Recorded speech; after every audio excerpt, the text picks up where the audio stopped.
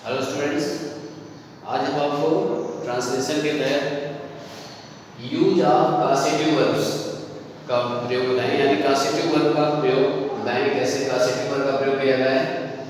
पहले तो कासेटिव वर्ब समझ लीजिए क्या होती है। कासेटिव वर्ब का मतलब होता है प्रेरणार्थक क्रियाएं। प्रेरणार्थक यानी इंस्पिरेशन जिसे बोलते हैं, प्रेरणा, प्रेरित करना। जैसे कभी कभी क्या होता है, कोई व्यक्ति है खुद कोई कार्य नहीं कर रहा है, कोई व्यक्ति है खुद कोई कार्य नहीं कर रहा है, दूसरे को करने के लिए प्रेरित कर रहा है या दूसरे से कार्य करवा रहा है, तो वहां पर हम इन कासेटिव वर्ब्स का प्रयोग करते हैं। यानी कौन सी क्रियाएं हैं? गेट, हैव, मेक और कास्ट, इनका प्रयोग करना है। गेट, हैव, मेक, कास्ट, ये हमारी कासेटिव वर्ब्स हैं। और अब पहले तो समझ लीजिए कैसे इसको हम समझेंगे। जैसे कोई वाक्य है, जैसे कहा जाता है कि मैंने बच्चे को रुलाया, जैसे मैंने बच्चे को रुलाया, या मैंने अपना पत्र मोहन से लिखवाया, जैसे मैंने अपना पत्र मोहन से लिखवाया। तो यहाँ पर दो चीजें हैं। मैंने बच्चे को रुलाया यानी बच्चा रोया, तो उसको हमने कुछ किया नहीं, बल्कि उसको क्या किया, रोने के लिए उसको प्रेरित किया, उसको आंख दिखाई या उसको डांट दिया या जो भी हो। यानी मेरे कार्यों से या मेरे इंस्पिरेशन से वो या मेरे प्रेरणा से वो रोने लगा, यानी हमने कुछ ऐसा किया कि रोने लगा, आंख दिखाई या डांटा उसको, तो उसके लिए हमने क्या किया, दूसरे कर्ता को हमने प्रेरित किया। तो यहाँ पर प्रयोग होगा कासेटिव वर्ब्स का। मैंने मोहन से अपना पत्र लिखवाया, यानी मोहन से कहा कि पत्र लिखो, तो मोहन से अपना पत्र लिखवाया। अब यहाँ पर दो चीजें आ गई। एक तो प्रेरित कर रहा है, कैसे? प्रत्यक्ष रूप से, जो हमें दिख रहा है, मोहन से पत्र लिखवाया, मैंने कहा मोहन से लिखो, पत्र से पत्र लिखा। एक अप्रत्यक्ष रूप से, यानी बच्चे को रुलाया, उसके रोने के पीछे हमारा कोई रोल नहीं है, केवल उसको प्रेरित किया गया, तो अप्रत्यक्ष रूप से। तो अब यहाँ पर दो क्रिया हमारे अलग अलग रूप की हैं, एक ये है और दो ये है। जब हम किसी कार्य को कराने के लिए किसी दूसरे ऑब्जेक्ट से प्रेरित करते हैं, जब हम किसी कार्य को करने के लिए किसी दूसरे सब्जेक्ट को या दूसरे व्यक्ति को प्रेरित करते हैं, तो वहां पर मेक या कास्ट का प्रयोग करेंगे। कौन सी क्रिया का प्रयोग करेंगे? मेक या कास्ट का प्रयोग करेंगे। जब हम किसी को कार्य प्रत्यक्ष रूप से कार्य करने के लिए कह रहे हैं, मतलब प्रत्यक्ष रूप से, मैंने पत्र लिखवाया, मैंने अपना काम करवाया, तो इस तरह से प्रत्यक्ष रूप से होता है, वहां पर मेक और हैव का प्रयोग करते हैं। तो हम पहले इन क्रियाओं का प्रयोग करते हैं जो प्रत्यक्ष रूप से। तो वहां पर जब हम प्रयोग करेंगे, उसके लिए पहले सब्जेक्ट लगाना पड़ेगा, जो फर्स्ट सब्जेक्ट मेन सब्जेक्ट है, जो मेन सब्जेक्ट होगा। इसके बाद हम वहां पर मेक या कास्ट का प्रयोग करेंगे। इसके बाद जो दूसरा सब्जेक्ट है या दूसरा करता है, जो दूसरा कार्य करने वाला है, वो आ जाएगा।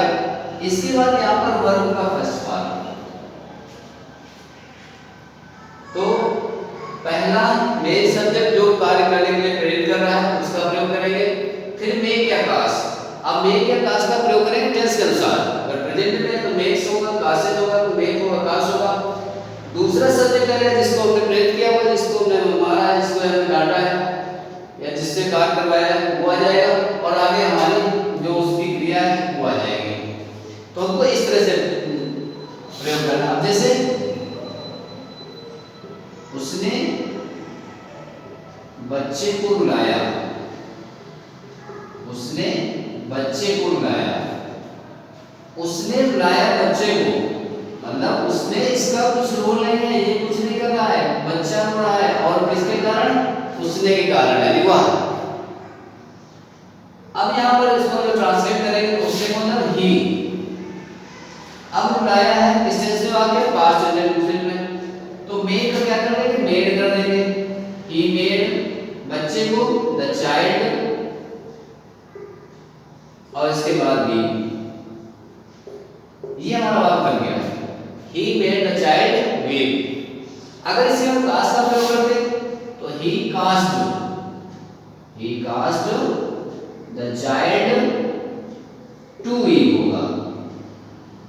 कास्ट के साथ हम टू का प्रयोग करते हैं तो he caused the child to week.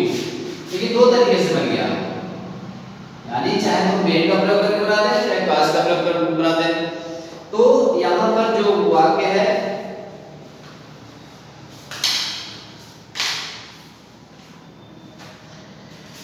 इसी तरह से एक बात और देखें, मैंने अपने घोड़े को तेज दौड़ाया, मैंने अपने घोड़े को तेज दौड़ाया। अब मैंने अपने घोड़े को तेज दौड़ाया, घोड़ा दौड़ा, हम तो नहीं दौड़े उसमें, लेकिन हमने ऐसा कुछ हरकत की, हमने उसको ऐसे डंडा दिखाया है, हमने उसको ऐसे डांट दिया तो वो तेज दौड़ने लगा, यानी उसमें हमने उसको क्या ट्रेन किया, हमने उसको उसमें कोई कार्य नहीं किया। तो आई मेड अपने घोड़े को, माई हॉर्स और वर्ब आ जाएगी रन और तेज के लिए fast. I made my horse run fast. ये हमारा प्रयोग था मेड और मेक और कास्ट का। अब दूसरा देखेंगे, यानी गेट और हैव का प्रयोग। यहां पर जो आएगा पहले तो सब्जेक्ट लगाएंगे, ठीक है, इसके बाद गेट या हैव प्लस ऑब्जेक्ट आ जाएगा, फिर वर्ब का थर्ड फॉर्म आएगा, वर्ब थर्ड फॉर्म में। इसके बाद क्योंकि किसी से करवा रहा है कार्य तो वहां पर क्या होगा, बाय लगेगा और फिर दूसरा सब्जेक्ट आ जाएगा, यानी दूसरा करता है, इस तरह से। अब ये तो पता है कि दो व्यक्ति हैं एक कार्य करने के लिए, यानी दो व्यक्तियों के बीच में इनका प्रयोग हो रहा है। तो जो पहला शब्द जो मुख्य है, जो करवा रहा है, जो आदेश दे रहा है, उसका प्रयोग पहले करेंगे, फिर गेट या है टेंस के अनुसार बता चुके हैं, फिर ऑब्जेक्ट उसे कौन सा कार्य करवाया है, यानी ऑब्जेक्ट आएगा, फिर वो कार्य जो उसने करवाया है, फिर किसके द्वारा करवाया है वो आ जाएगा। अब देखिए इसको प्रयोग कर रहे हैं, मैंने सोहन से अपना पत्र लिखवाया, मैंने सोहन से अपना पत्र लिखवाया। तो मैंने आई गॉट पास्ट टेंस का वाक्य है, आई गॉट माई लेटर लिखवाया है तो रिटर्न हो जाएगा, इसके बाद बाय लगा देंगे और दूसरा सब्जेक्ट हमारा रहेगा बाय सोहन। कुल मिलाकर ये समझ लीजिए कि जो मेक और कास्ट का प्रयोग है वो एक्टिव वॉइस में हो रहा है और गेट और हैव का प्रयोग जहां हो रहा है वो पैसिव वॉइस में हो रहा है। ये इस तरह समझ लीजिए, क्योंकि यहाँ पर थर्ड फॉर्म और ऑब्जेक्ट लग रहा है बाय लग करके, तो इस तरह से सब्जेक्ट आ जाएगा, गेट या हैव लगेगा, ऑब्जेक्ट थर्ड फॉर्म और इसके बाद बाय लगा करके दूसरा सब्जेक्ट हम जोड़ देंगे। अब जैसे और देखते हैं दूसरा वाक्य। अब जैसे है इस कार्य को रवि से करवाओ, इस कार्य को रवि से करवाओ। बहुत स्पष्ट रूप से करवाओ लगा हुआ है, यानी लास्ट में वो की मात्रा है, यानी पहचान है इंपरेटिव सेंटेंस की। तो ये वाक्य आपका इंपरेटिव है। अब यहाँ पर जो मुख्य करता है, जो मेन सब्जेक्ट है वो नहीं है, क्योंकि हमारा इंपरेटिव सेंटेंस है। इंपरेटिव सेंटेंस सबको पता है कि सब्जेक्ट नहीं होता। तो अब हम क्या करेंगे, सब्जेक्ट छोड़ देंगे, बाकी हैव या गेट का प्रयोग करेंगे। तो सबसे पहले हैव कर दें या गेट का प्रयोग कर दें, हैव। इसके बाद ऑब्जेक्ट आ जाएगा this work, had this work. Imperative sentence में क्रिया फर्स्ट फॉर्म में आती है, सबको पता है, तो यहाँ पर हैड ही आएगा, हैड दिस वर्क। इसके बाद करवाओ done, third form, done by Ravi. Had this work done by Ravi, या गेट दिस वर्क,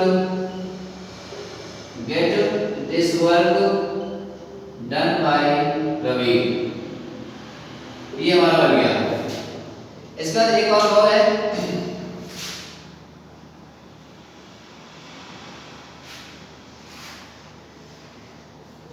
इस प्रार्थना पत्र पर,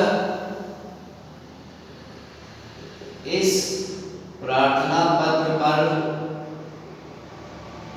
अपने कक्षाध्यापक के हस्ताक्षर कराओ। इस प्रार्थना पत्र पर अपने कक्षाध्यापक के हस्ताक्षर कराओ। एडिटोरियल में फिर से आ जाएंगे, गेट दिस एप्लीकेशन,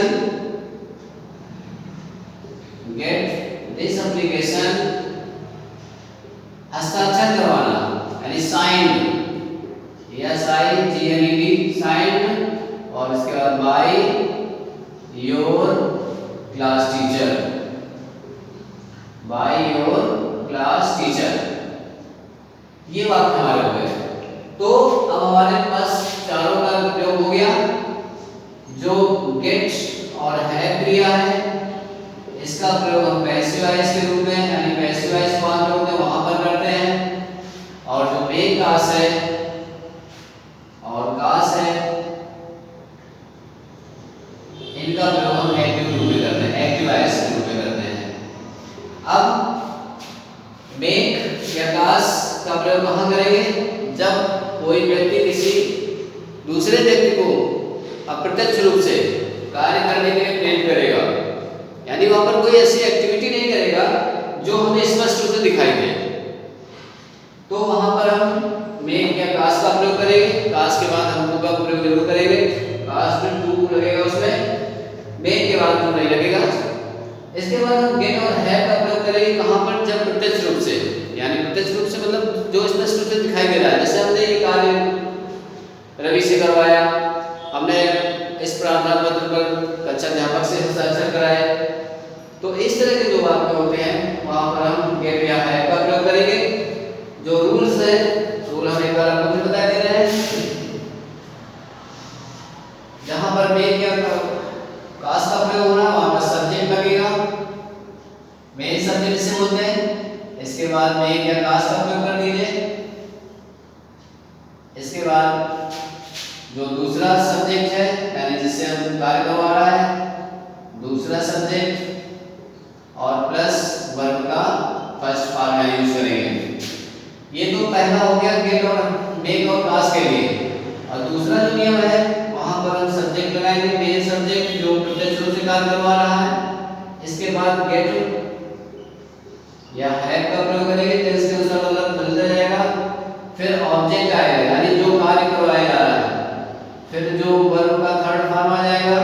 इसके बाद बाय लगा देंगे और इसके बाद ऑब्जेक्ट लगा देंगे। ओ सॉरी, दूसरा सब्जेक्ट जो है यानी जो दूसरा व्यक्ति है जो कार्य कर रहा है उसको लिखेंगे। इस तरह से हमारा बन जाएगा